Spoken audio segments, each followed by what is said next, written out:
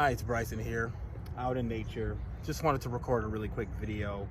And I just wanted to kind of talk about how we have to, as people who are coming out of the hypnotic spell, have to learn to control ourselves, and most importantly, learn how to conserve our energy and use our energy wisely.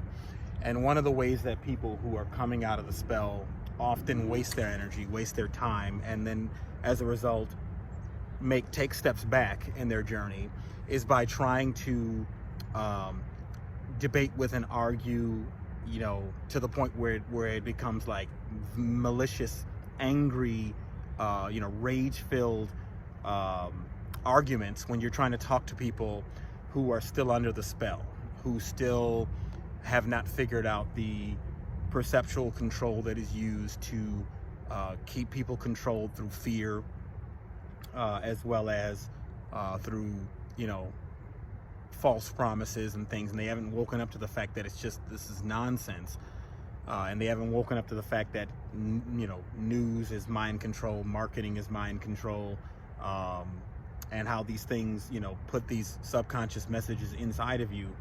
And one of the reasons why you shouldn't, and I'm going to use an analogy coming up here in a second here, that was on the channel for Lori Ladd.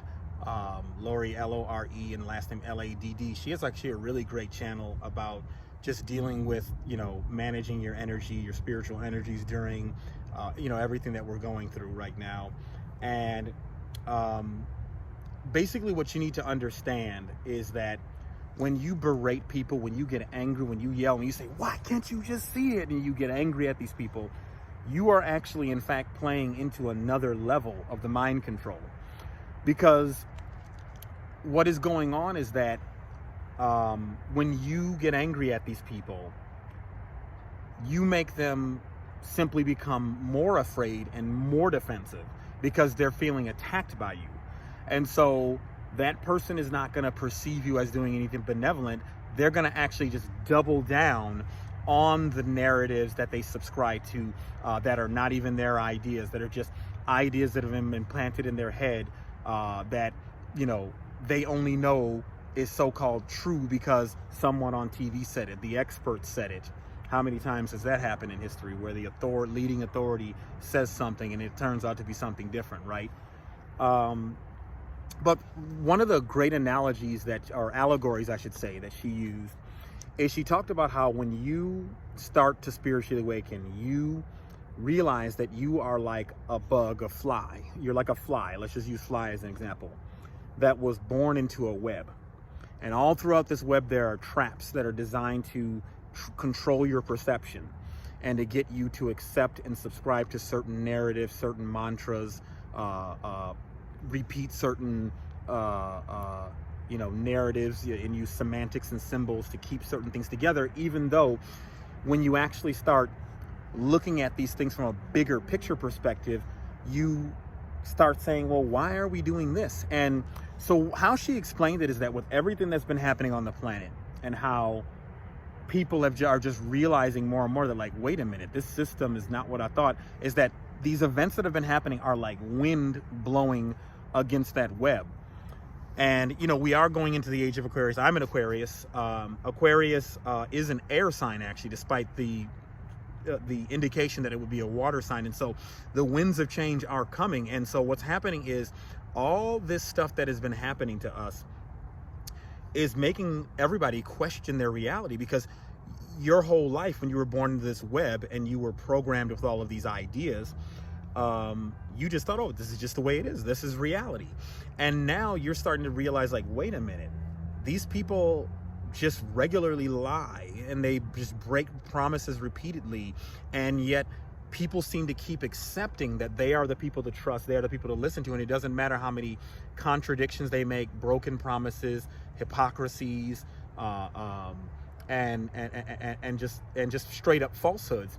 And so what she was saying in this allegory is that when we berate and attack these people who are still in this web of deception and lies, we're the people who just got out of the web, and then now we're yelling at the flies that are still stuck in the web and treating them like it's their problem, when in reality, we were just in that web. And, you know, when she said that, it spoke to my heart. It truly did. Because I've been more and more realizing that it's not helping to get angry at these people. And that not only is it not helping them by getting them more frightened, I mean, understand that people are agreeing to, there are people in this world who are just agreeing to all of this rapid stripping of human rights and human sovereignty in a blindingly fast period of time because they're afraid. So when we attack them and blow up on them, they just get even more afraid, and then they cling down even more. So when we get angry, we think we've freed ourselves from the matrix, but we're actually just playing into another layer of the matrix. And so the key is to learn to control your demons and understand that when you berate these people who you feel are asleep, you're allowing your inner demons, your ego, to feel the need to keep control. And I know that a lot of times these are people that you love. So there's that aspect of it. And I understand that part.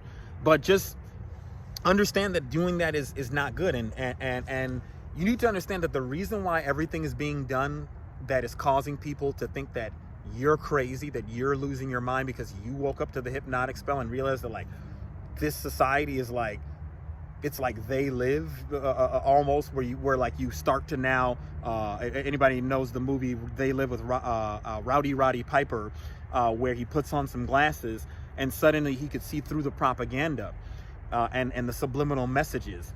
And many of you probably have been watching and seeing the narratives and propaganda, be like, oh my goodness, this is what they want to do. You're then called crazy. And then a little bit down the line, it comes out, but then it's reframed and re-narrated to the people who called you crazy to get them to accept. And they say, oh, well, this is what we're supposed to do. Even though you seemingly predicted it, they won't even give you credit for it. And so that gets you angry. Your ego gets angry because you called out the fact that this was going too far, the stuff that's been going on for a year and 3/4, and that it was going to lead to the type of rapid deterioration of perceived human rights and create authoritarian totalitarianism, like the horrors going on in Australia. I mean, oh my goodness, it's awful what is going on.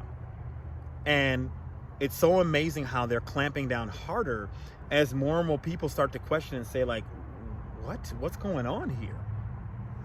But the reason why they're doing that is because they are terrified of you. You are dangerous. You need to understand how dangerous you are. This is why these people have to use the tactics they use.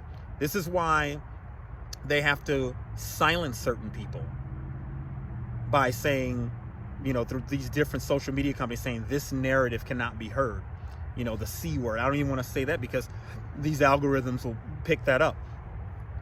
And they also tell people that anyone who doesn't accept the official narrative is this kind of person, and you should dismiss what they say immediately.